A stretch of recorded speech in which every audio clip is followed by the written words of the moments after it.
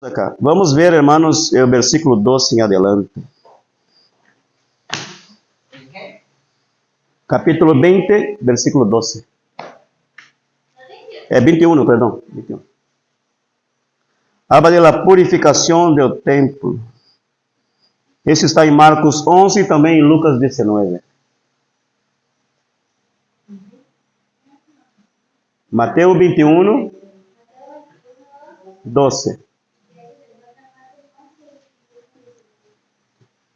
Entró Jesús en el templo de Dios y echó fuera a todos los que vendían y compraban en el templo, y volcó las mesas de los cambistas y las sillas de los que vendían palomas, y les dijo: escrito está, mi casa, casa de oración será llamada, mas vosotros la habéis hecho cueva de ladrones. Y vinieron a él en el templo ciegos y cojos, y los sanó.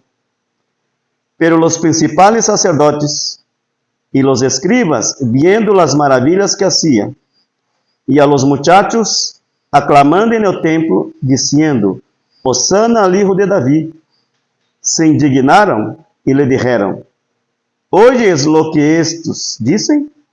Y Jesús le dijo: sí, ¿nunca leísteis? De la boca de los niños y de los que maman, perfeccionaste la alabanza. Y dejándolos, salió fuera de la ciudad a Betania y posó allí. Entonces Jesús llega en Jerusalén. ¿Cuál es lo primero que hace? Va al templo, ¿verdad? Es lo primero que hace. Va al templo para ver la condición del templo. Jesús era el Señor del templo.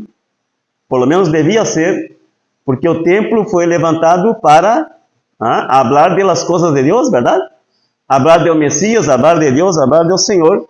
Entonces el Señor del templo llega y el que menos é adorado y reverenciado es Él, ¿verdad? Había toda una religiosidad, había una religión, había todo preparado, pero la gloria no era para Él. La gloria era para los sacerdotes, para los escribas, ¿verdad? La práctica, lo que hacían en el templo, no glorificaba en nada a Dios. Tanto es que el Señor del templo llega y ellos tampoco le reconocen. Pero se dan cuenta que Él viene con una autoridad y viene con látigos, ¿verdad? Volcando mesas y sillas de cambistas. Que eran los cambistas? Gente que vendía cosas en el templo. El templo tenía sus propios animales para sacrificio. Eram os senhores do templo, diga-se, os sacerdotes, essa gente que determinava que animais seriam aceitos em os sacrifícios. Imagine-se uma pessoa ahorrando meses e meses para ter um animal para ir ao templo, apresentar seu sacrifício, e de pronto o sacerdote disse: não, essa oveja tua não serve, mas temos uma boa para vender aqui. Está entendendo? Era esse nível que havia no templo. Os sacerdotes que determinavam, que governavam, que mandavam e desmandavam, porque havia todo um negócio no templo. Então, se as mesas, o Senhor volcou as mesas e as sillas de los cambistas, e os sacerdotes poniam preço a los animales, é como se fuera hoje dia a cotação do dólar, verdade? Eles teriam uma cotação. Allá em tal lugar vendem ovelhas e becerros para sacrifício a tanto. Mas nós aqui temos um preço. O templo tem esse preço. Então, se desechava o sacrifício tuyo, o animal que tu traía, diziam que não servia, que Deus não ia aceitar teu sacrifício, mas eles tinham uma solução. Veja, temos uma ovelha aqui e cobramos tanto. Era um negociaço, digamos assim, verdade? Chouriço e mais chouriço no templo do Senhor. E foi a isso que o Senhor repreendeu. Porque o Senhor disse que era como cueva de ladrones. Uau, que tremendo, cara. Que golpes duros lhes deu aquela gente. Que tinha o templo do Senhor como cueva de ladrones. Então, que mais podemos aqui? Jesus não repreendeu apenas o desordem comercial que havia, senão que a casa de oração se converteu em cueva de ladrones. O Senhor estava repreendendo o que estavam vendendo, senão a prática que haciam, verdade? Com que intenção? Quem eram eles para dizer que tal oveja, tal sacrifício Deus não ia aceitar? Né? Eles sentiam os senhores do templo, verdade? E eles determinavam que sacrifício Deus ia aceitar ou não. Então, era um sistema religioso e de explotação da gente. Ideia que Jesus chega em um templo que se supõe que aí era predicada a palavra, e que se era predicada a palavra, tinha que haver sinais, maravilhas e prodígios, e não havia nada disso. Jesus, no primeiro momento que repreende a prática de pecado e de explotação no templo, começa a vir a eles cegos e covos e eram sanados. ¿Ves?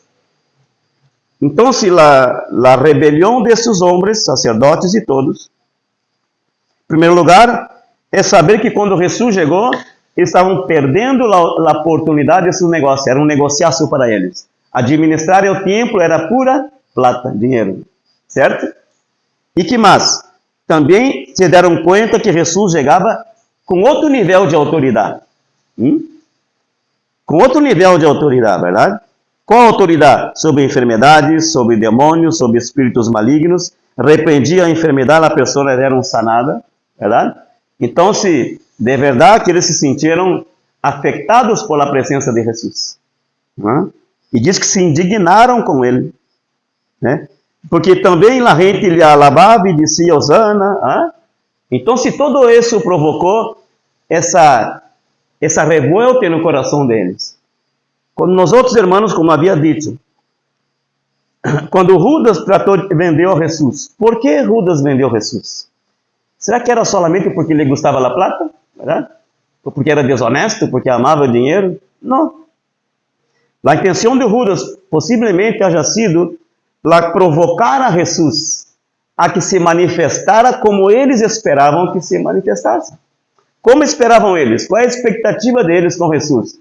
É que esse Messias, Salvador, Libertador, viene a pelear nossas guerras.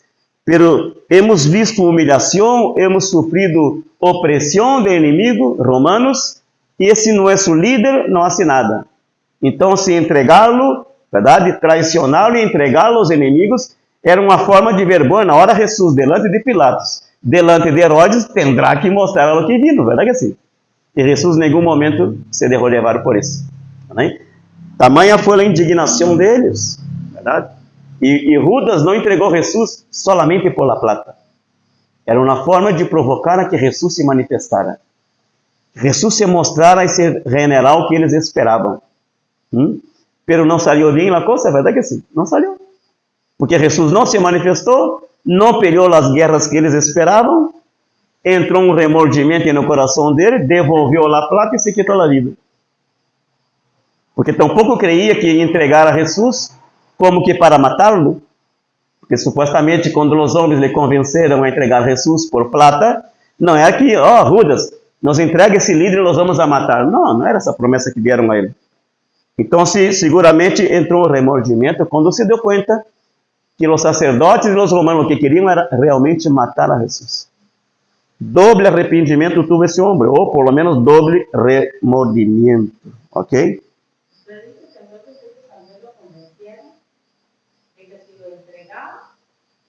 Possivelmente esperavam essa reação de Jesus. Era a oportunidade de manifestar-se. Pero Jesus, em nenhum momento, o que acabamos de ler em Filipenses 12, 5 a 11, ele se mantuvo. Sabendo que era Deus, não estimou ser igual a Deus. Tinha sua glória, aliás. Quando Pilatos perguntou, eres tu de verdade o rei? E Jesus disse, eu podia chamar ángeles aqui e me defenderiam delante de vocês. Pero Jesus nunca, em nenhum momento, utilizou seu poder sobrenatural para pelear uma batalha natural. Ele sabia que a batalha dele era outra. Ok? É isso.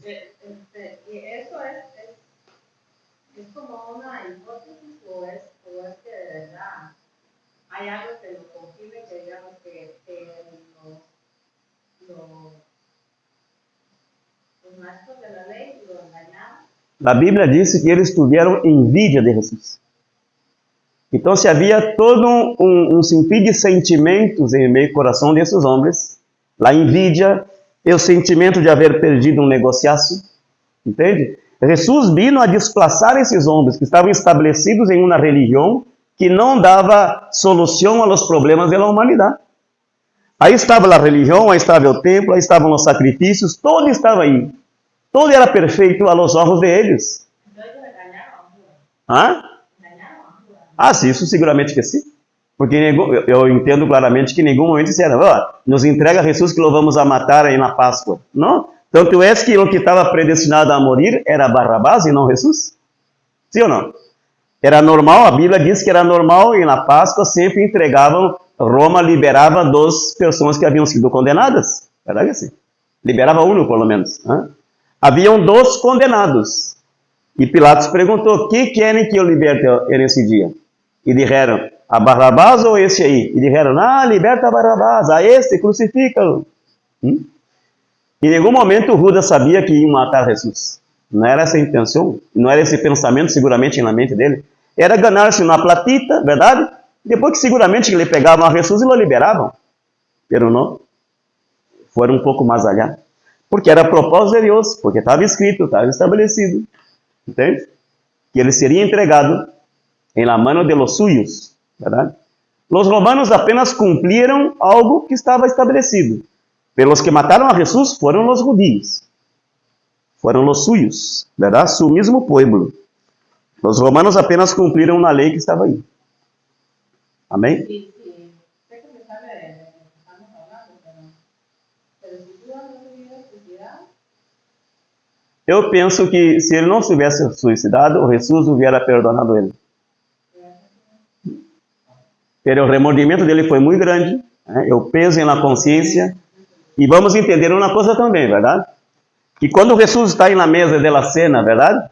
Aquele que tomar o bocado, verdade? E mi mano, esse me vai traicionar, me vai vender. E era Judas, verdade? Muito bem. Diz que do momento que Judas tomou o bocado, o diabo se meteu nele. O demônio se meteu nele. Então, se Judas foi possuído, houve uma possessão demoníaca. Então, se claro, que o diabo não ia querer perder a alma de Judas, verdade? Levá-lo à morte seria o mais sensato. Né? Agora, se Judas houvesse mantenido-se, esperado, Jesus seguramente hubiera hecho o mesmo que isso com Pedro. Foi a buscar a Pedro e perdonou a Pedro, restaurou a Pedro. Me amas? Sim, então cuida das minhas ovelhas. Está liberado.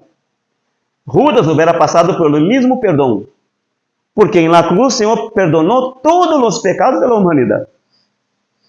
Não havia para Deus acepção de esse pecou muito, esse pecou menos. Não, abriu seus braços, se derrou a morir na cruz, e o perdão estava para todos, não importando o tamanho, a dimensão do pecado. Judas hubiera sido também perdonado, seguramente restaurado, verdade? Pero Judas não esperou, lhe faltou fé, talvez. Eu peso na consciência e o diabo nunca lhe soltou também, né? E lhe levou à morte. ¿Cómo murió Judas? Ele se ahorcou, diz que se ahorcou e se precipitou em um precipício e se foi. vieras que yo he escuchado incluso pastor decir que Cuba fue santo. Vieras que, digo yo. He escuchado também isso, he escuchado. He escuchado eso, digo yo, es tremendo, porque la Biblia no lo trata así. É difícil crer que Judas foi salvo. Né? Podemos ter grandes surpresas quando cheguemos ao céu.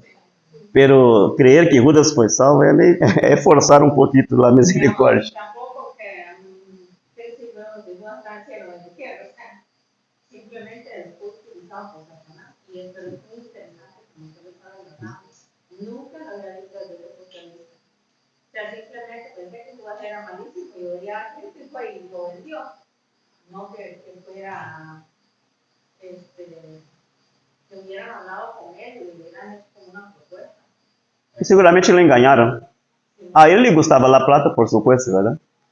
Pero entendo que em nenhum momento a proposta era: te damos 30 moedas, lo agarramos e lo matamos. Se houvessem dito isso, Judas não hubiera concordado.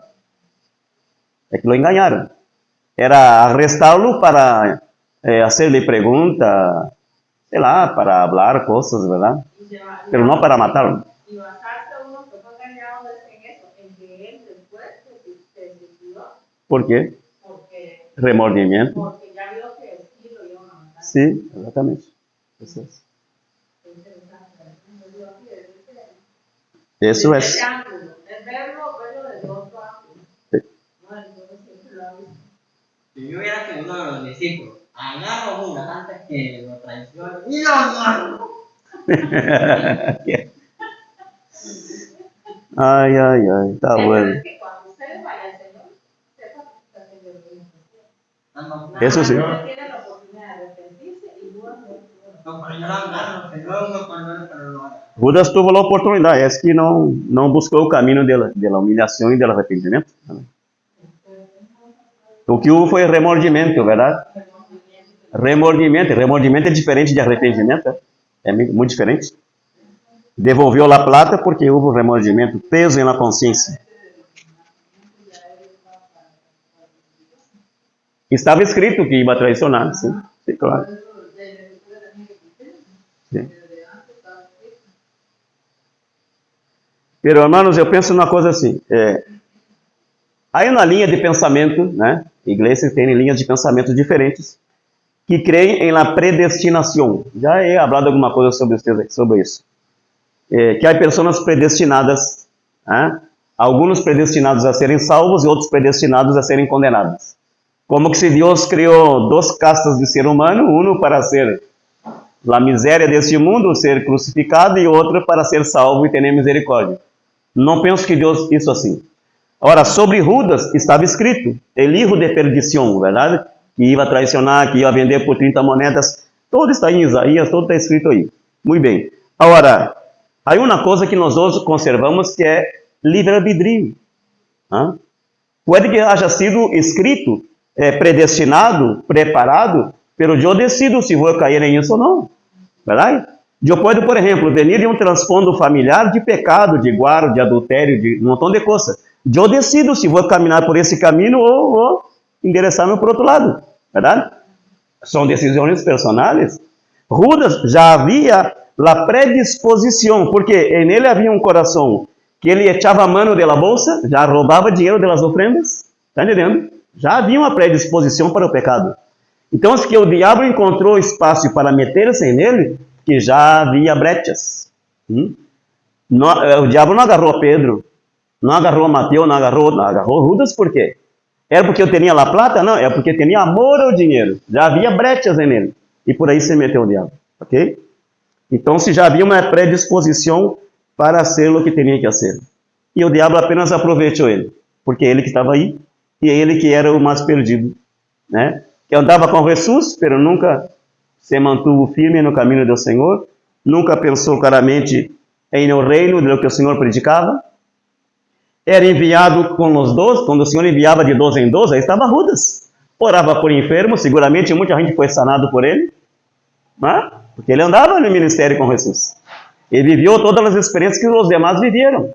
Nada mais, quando chegou um momento crucial, ele foi mais amante de lo suyo, né, de seus gustos, de la plata, de fazer as coisas equivocadas, que manter-se firme. E tuvo a oportunidade de decidir. Tuvo, sim, que tuvo. Evidentemente, como estava escrito, se não fora ele, Deus levantaria outro, seria outro que seria perdido.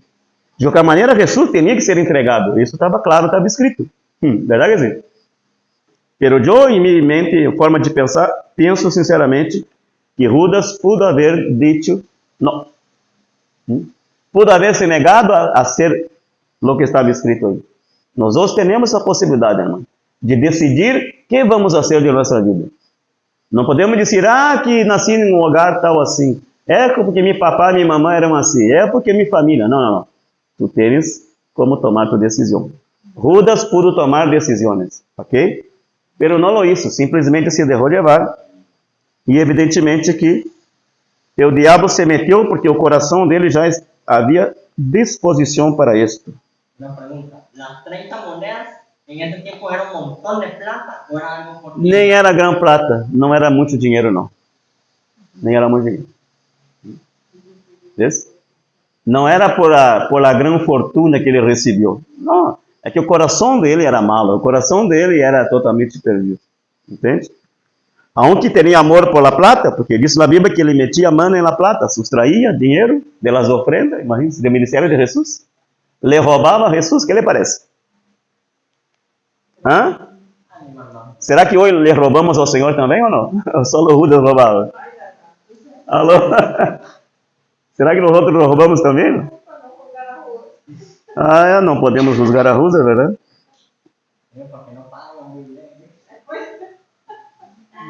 Ay. Amém? Então, se estamos vendo, irmãos, que Jesus entra e começa a mostrar a esta gente que o templo que eles tanto se alegravam e alabavam, verdade? O grande templo que temos, esse templo não cumpria, né, o que devia realmente cumprir, que é fazer a conexão da gente com Deus. Qual é o fundamento de um templo? Por que existe um templo? Por que a gente vem adorar e falar da palavra aqui? É conectar o homem pecador com Deus Santo. Esse é o propósito da igreja. E esse templo existia, havia toda uma religiosidade, todo preparado, pero não cumpria o que tinha que cumprir. Era mais bem um negociaço para esta gente. Era motivo de orgulho, de soberbia. Os sacerdotes se criam maiores, grandes entre a sociedade. Seguramente que humilhavam a gente, porque se sentiam não cumpriam o que deviam cumprir. Ok? Vamos ver, irmãos, o que disse quando habla de la maldição de la higuera. Desse estamos falando aqui, ó. Estamos falando de la purificação do templo, de la maldição de la higuera. Veja quando Jesus chegou a la ciudad santa. La ciudad santa. Veja quanto desordem encontra Jesus. Por la mañana, volviendo a la ciudad, tuvo hambre. Y viendo una higuera cerca del camino, vino a ella. Y no halló nada en ella, sino hojas solamente. Y le dijo, nunca jamás nazca de ti fruto. Y luego se secó la higuera. Viendo eso, los discípulos decían maravillados, ¿cómo es que se secó enseguida la higuera? Respondiendo Jesús le dijo, de cierto os digo, que se tuviereis fé e não dudareis, não solo hareis esto de la higuera, sino que se a este monte dijereis, quítate e échate en el mar, será hecho. E todo lo que pidiereis em oração, creyendo lo recibireis. Porque maldijo o Senhor a la higuera, uma planta, né, que dava frutos, higo, que era muito comestível naquele entonces. Diz que Jesus tuvo hambre e mirou esse árbol e seguramente se acercou para comer e se deu conta que não havia fruto. Ele está falando de apenas de um árbol? Está falando de um fruto que podia saciar sua hambre? Não, está falando da nação de Israel. Está falando da religiosidade deles. Está falando de um templo que não cumpre seu papel. Está falando de uma religião que está estabelecida, que tem aparência de árvore, tem hojas como árvore, dá sombra como árvore, mas não dá o fruto que Deus espera.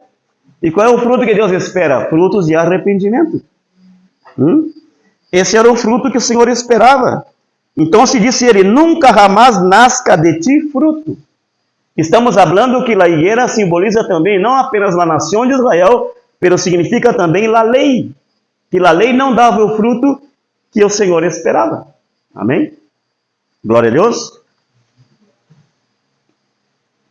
Então se diz que o Senhor maldisse a higuera.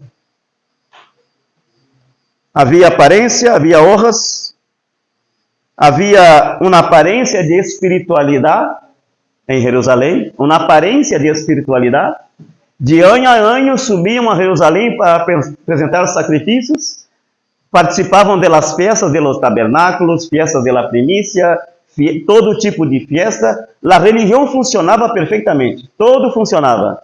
Pero lo principal, que era conectar o homem pecador com Deus, isso a religião não podia hacerlo, aunque cumpriam certos regulamentos. Então, se como um árbol aparentava, né, tinha aparência, a igreja e o templo, a vida espiritual em Jerusalém e os judeus tinham aparência de espiritualidade, ou seja, há honras, há um templo, há sacrifícios, há sacerdotes, há liturgia, há tradição, verdade? Pero não há frutos. E qual é o fruto que o Senhor espera? justiça, fé, arrependimento, amor. Amém? Aqui estamos. Será que sim? Será que a gente que nos vê realmente uma igreja que dá frutos, não apenas para os que estamos aqui, senão para a comunidade? Ou vê que apenas vivíamos de aparência, de domingo com a Bíblia debaixo do braço? Verdade? Vamos para a igreja. E entre semana, que testemunho damos aí afuera?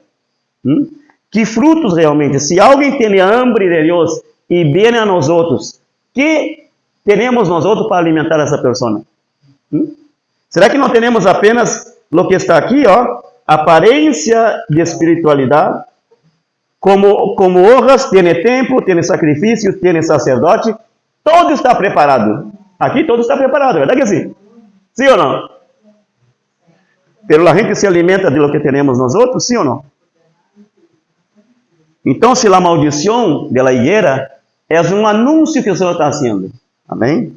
Um anúncio de juízo, verdade? A uma religiosidade que era estéril, que não dava frutos.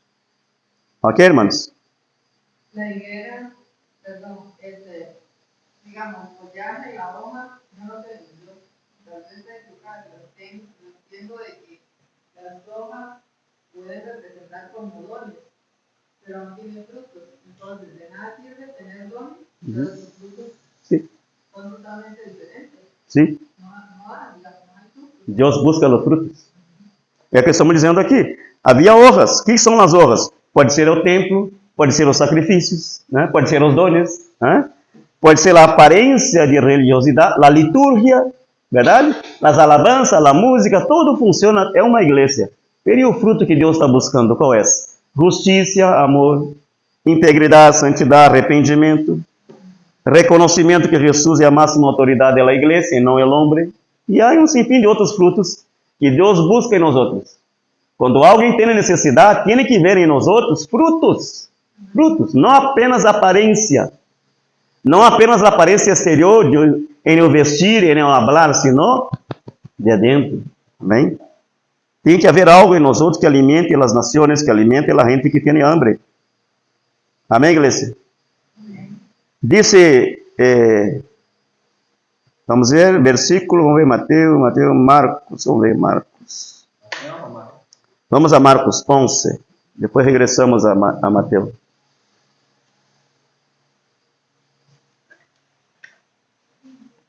Marcos 11, 20 diz: passando por la mañana, vieron que la higuera se había secado desde las raíces.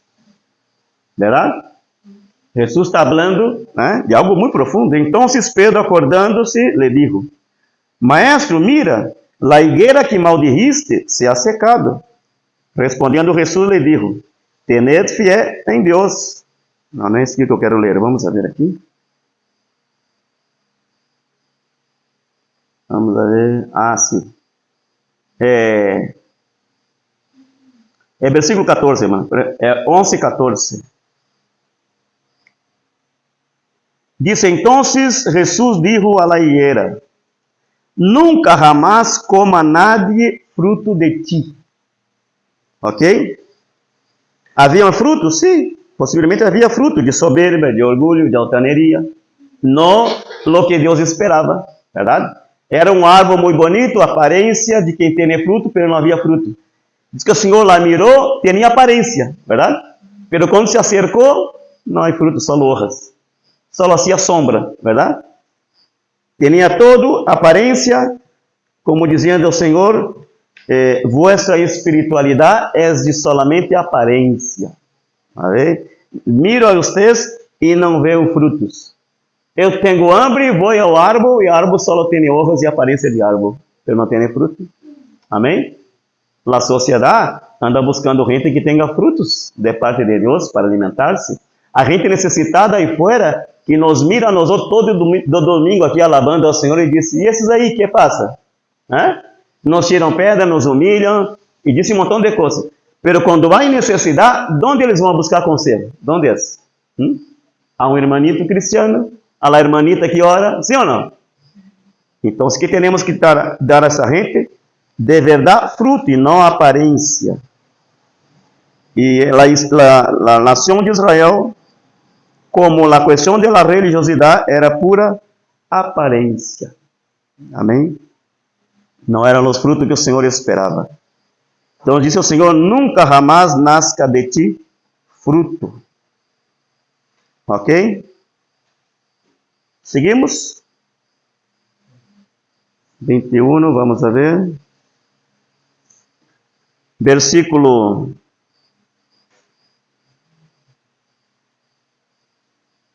20, vamos a ver, 21, 21. É 23, a autoridade de Jesus. Hermano, Não, Mateus 21, estamos em Mateus. 21 e 23 diz, quando vino ao templo, os principais sacerdotes e os ancianos do pueblo se acercaram a ele mientras ensinava e lhe disseram, com que autoridade haces essas coisas? E quem te deu essa autoridade? Isso provocou em esses homens essa curiosidade, verdade? Porque Jesus não chegou apenas como um de los demás, religioso mais que está no templo. Não, ele expressou uma autoridade delas que eles nunca haviam visto. Dizem, com que autoridade hace essas coisas? Nós temos uma autoridade aqui no templo. E no templo a autoridade é o sacerdote.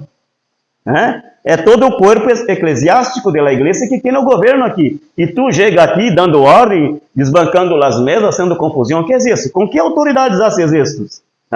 E dizem, quem te deu esta autoridade?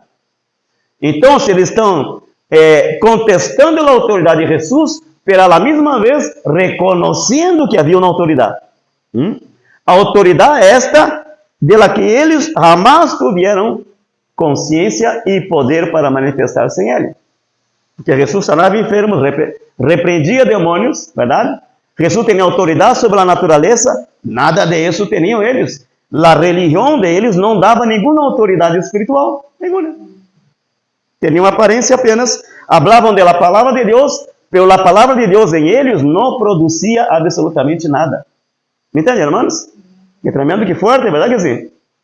Quando esta palavra de poder não manifesta o poder do qual ela está falando em tua vida e em minha vida, temos problema, sim ou não?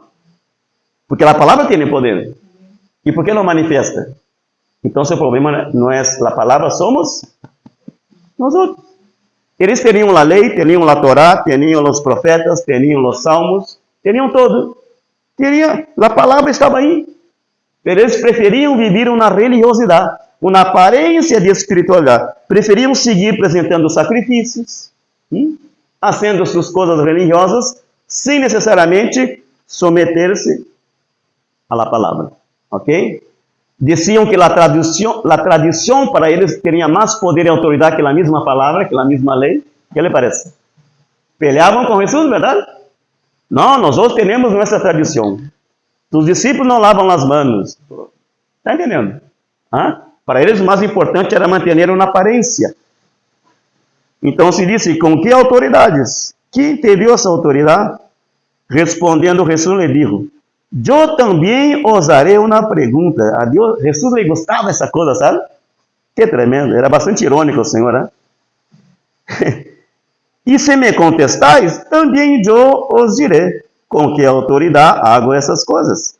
O bautismo de Juan, de onde era? Del cielo ou de los hombres? Eles então discutiam entre si, dizendo, se decimos del cielo, nos dirá, por que, pues, não le creístes? E se decimos de los hombres, tememos ao pueblo, porque todos têm a Juan por profeta. E respondendo a Jesus, disseram, não sabemos. E ele também lhes disse, tampouco eu os digo com que autoridade hago estas coisas. Jesus usou de ironia aqui, claro que com muita sabedoria, verdade? Muito bem, querem saber com que autoridade hago essas coisas? E Juan, quem era Juan para vocês? Se dizem, ele é o grande profeta, e por que não obedeceram a Juan então? E por que não cortaram a cabeça dele? Por que não aceitaram a predicação de Juan Batista, rechaçaram a Juan, verdade? Então, se Jesus sabia como, porque conhecia o coração humano. Eles veniam com trampas, com rodeios, para ver se atrapava Jesus em algum erro, não tinham resposta. Disse o Senhor, tampouco les vou dizer com que autoridade tenho e hago essas coisas, ok? Amém? Então, a autoridade de Jesus confronta o sistema religioso estabelecido. Hasta hoje, sua autoridade confronta o sistema religioso. Perguntar por el bautismo de Juan expone a hipocrisia de eles. Eles não buscavam a verdade, sino preservar o poder que tinham. La autoridad de Jesús solo la reconocen los que tienen corazón humilde. Mateo aquí presenta a Jesús como rey, profeta, sacerdote y juez. Como rey mesiânico purifica. Como Senhor del templo, juzga la esterilidad espiritual y confronta la autoridad ilegítima. El reino de Dios no se sostiene por aparência religiosa. Amém, irmãos? Perguntas? Não? Ok? Ore sempre a Deus, clame sempre a Deus, que nunca você tenha que viver apenas de aparência. Amém? Porque creia-me, a sociedade aí fora, aunque não tenha o espírito que temos nós outros, verdade? Não tem o conhecimento que temos nós outros de la palavra, pero Deus les permite ver coisas que nós outros a vezes não lo vemos. Amém? E se nós outros queremos manter uma aparência de espiritualidade, uma aparência de santidade, uma aparência de pureza, a gente lá fora nos vê, porque estamos desnudos. Sim ou não? Estamos desnudos. Assim, que quando estés construindo um altar para Deus, tome cuidado de não subir ao altar por gradas. Não subir por gradas para que nadie veja tu desnudez. É decir, quando você esteja subindo no reino espiritual, alcançando posições no reino, repito, começou limpiando. De pronto a pastora disse, venga chiquito, venga orar, não sei porquê. Já está passando de nível, está entendendo? Já está subindo. Digo ele, pode ser qualquer um de vocês, verdade? Já tem alguma autoridade, já predica, já ora, já tem autoridade para que a pastora entregue um culto para você? Ou é outro nível, irmãos? Maior é o cuidado que temos que ter. Ao que mais lhe é dado, mais lhe será quitado, mais lhe será cobrado. Amém? Então, se nós vivemos apenas de aparência, há um reino espiritual que todo lo vê. Deus lo vê todo, sim, mas também há espíritos malignos que lo vê também. Amém? Tomemos cuidado, então, que vamos crescendo em Deus, vamos crescendo no conhecimento de Deus, pero pidamos sempre a Deus, Senhor, dá-me um coração humilde, um coração quebrantado, ajuda-me a escutar mais que falar, que eu seja humilde para sentar e aprender e escutar, não apenas viver uma religiosidade, não apenas viver de aparência, porque as aparências não nos dão a autoridade espiritual que necessitamos, ok? Ponga-se de pé, irmãos, e vamos orar. Porque creio que Deus nos falou hoje profundamente, é verdade? Amém? Neemias, hace uma oração, Neemias, por favor. Que se escute, que se escute.